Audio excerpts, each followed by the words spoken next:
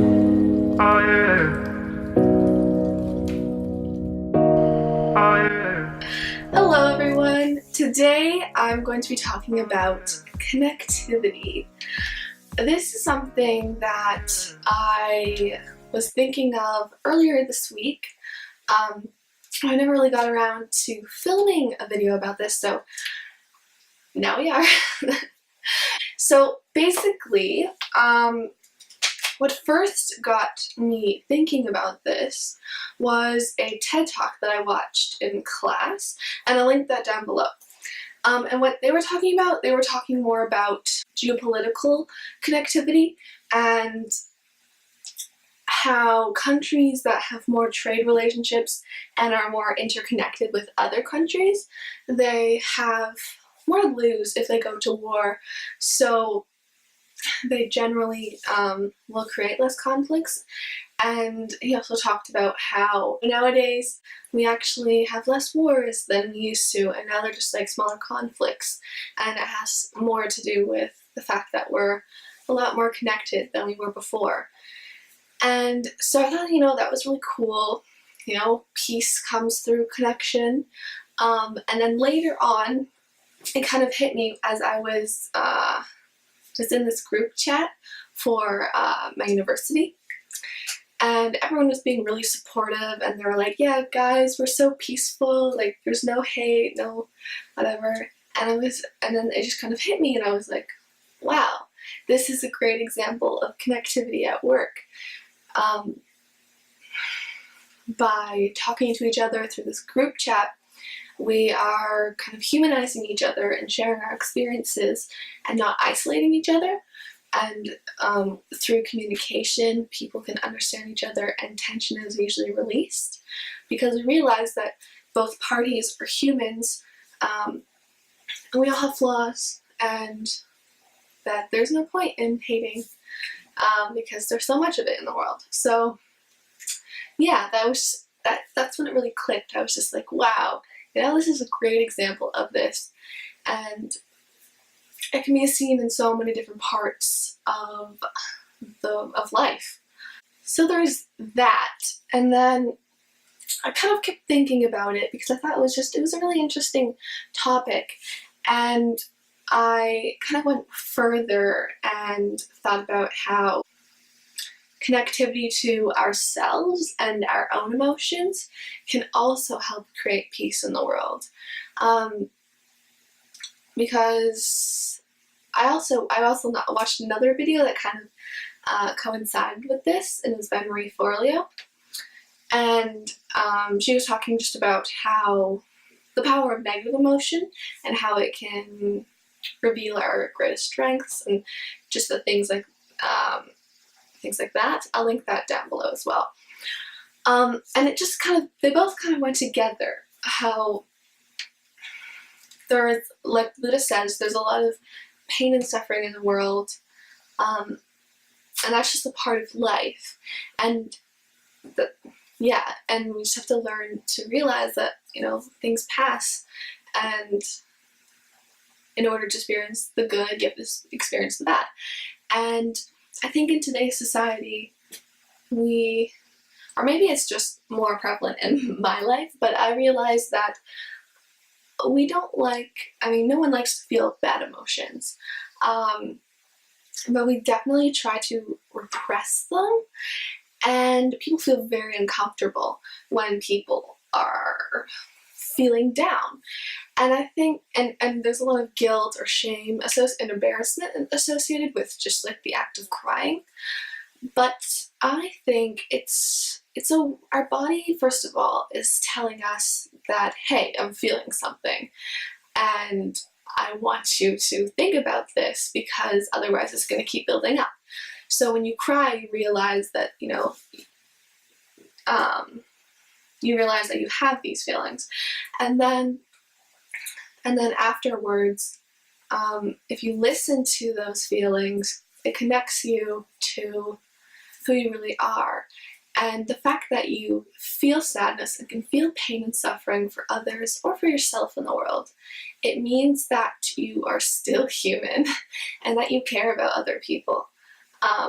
I'd say Like, I feel that it's actually a really good thing if if you're one of those people that cry at the drop of a hat, or are in tune with your emotions and maybe are a little more emotional than other people are, I say that's a good thing, because it means that you're more connected with yourself, your inner self, and you're not putting up this block between your emotions and then yourself and the way you portray yourself to others. And I think it's very important to recognize when we're feeling these feelings and then allow ourselves to go through that, and then realize that it's okay, and that, yeah, we're crying and we feel sad because there's a lot of bad things happening in the world. And if we didn't feel those emotions, then we wouldn't be recognizing that bad things are happening and that we should care and we should want to help others. And if people, and if everyone was more connected to their emotions and their empathy, because I think empathy is one of those big things, because if you cry for someone or cry for the pain of others, then it means you care, and it means you can empathize and you feel their pain. And once people can feel each other's pain, it opens up caring and it opens up love, and that all leads to peace, in my opinion. Our world is full of so many different stories and headlines and media, and it's hard to care about everything. But for certain things, if we really allow ourselves to feel the emotions and not, then we'll open up this door to more understanding, I feel. Because when we can feel someone else's pain, we understand them better. And realizing that they're human too, and that they have value, and that when you cry for someone, or when you are sad about something, it means that I would say, like, you have some kind of sentiment towards them. You recognize the human in them, and you love them and don't want them to feel pain. So yeah, in summary, this was me just kind of expressing an idea that was just kind of in my head this week, and hopefully it brought some insight to you. But the whole main message, I think, that I'm trying to extract from all of this is that we should not be ashamed to feel negative emotions, and also, even the happy ones. Feeling your emotions to its full extent is not something bad. And if we continue to repress those emotions, first of all, we're letting tension build up within ourselves. We're not letting ourselves feel our true thoughts.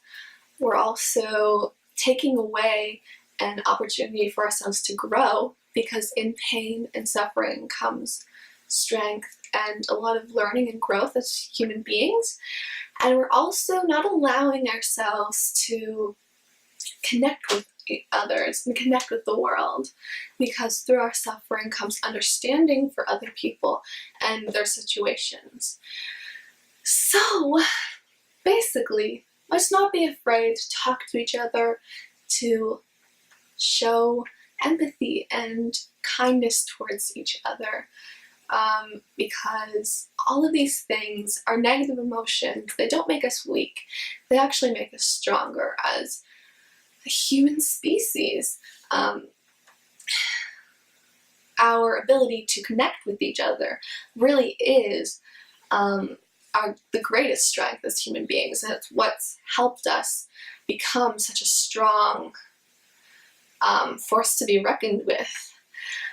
So if we really take that and realize that that's what makes us strong, then we can connect with each other with more ease. And in the process become more peaceful and loving and understanding towards each other. I think that's everything. If you guys have any other ideas to kind of contribute to this, definitely comment below, and like this video if it made you think about something a little beyond the everyday.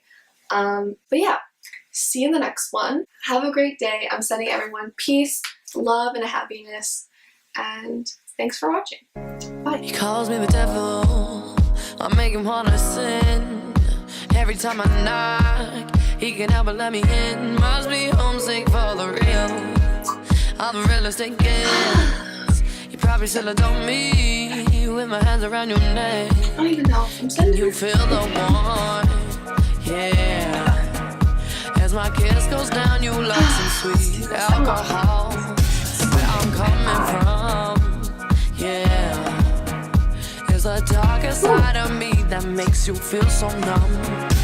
Cause I like it to burn when I'm not, then you're by yourself.